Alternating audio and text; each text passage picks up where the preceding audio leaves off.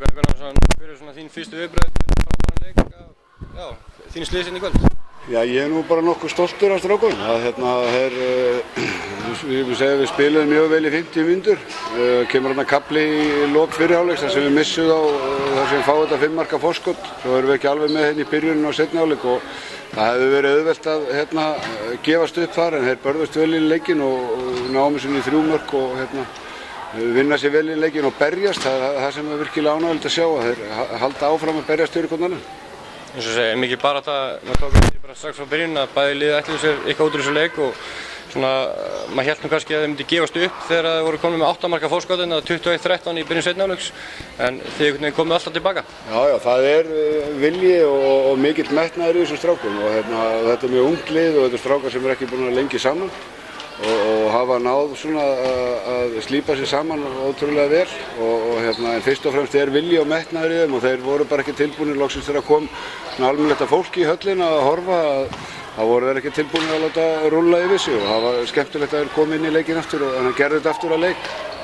Eins og segir, margir sem mættu inn í kvöld og gríðarlegur stuðningur sem að bæði liðið einhvern veginn fengu og myndaðist þessi bikarstemning, kannski eins og þú kannast við í gamla daga ekki sett? Jú, það er náttúrulega búið að færa kannski þessi þá er náttúrulega búið að færa þennan möguleika frá undanúrslitum í 8-liða úrslit sem er mjög skemmtilegt fyrir félögin og við náum að búa til smá stemmingu og fá fólk á leikinn og stjörnufólki mæti líka og þess vegna var nú gaman að úr varð svona leikur en ekki einhver því að það munar náttúrulega í deildinni töluvert á þessum liðum og þannig að við þurfum að vinna bara áfram og strákarnir að þjappa sig, við höfum að mætast aftur á 50 í deildinni þannig að það er stutt á milli.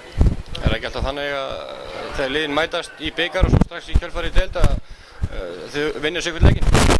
Já, það vildi óska verður bara þannig en ég á ekkert von á að Stjarnan fari neitt að slaka á 15. Þeir eru harðir baráttu í fyrsta sæti við IBVF og þannig að þeir gefa allt í leikinn og við viljum bara sýna það aftur að við séum að bæta okkur og getum staðið í þessum efstu liðum.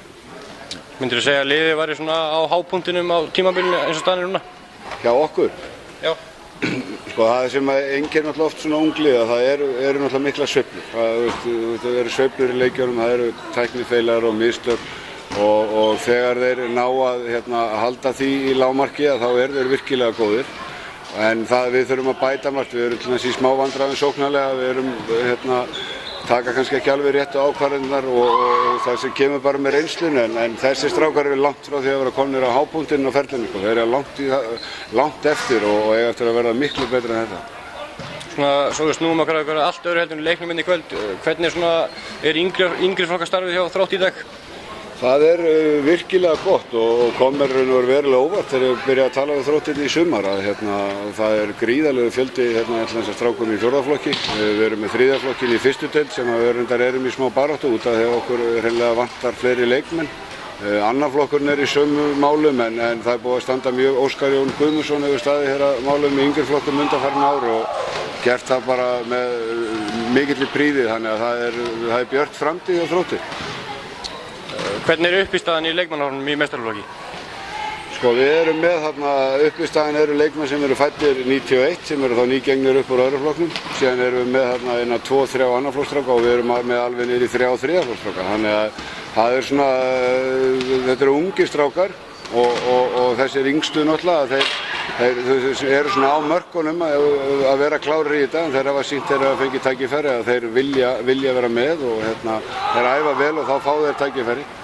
Takk fyrir þetta. Já,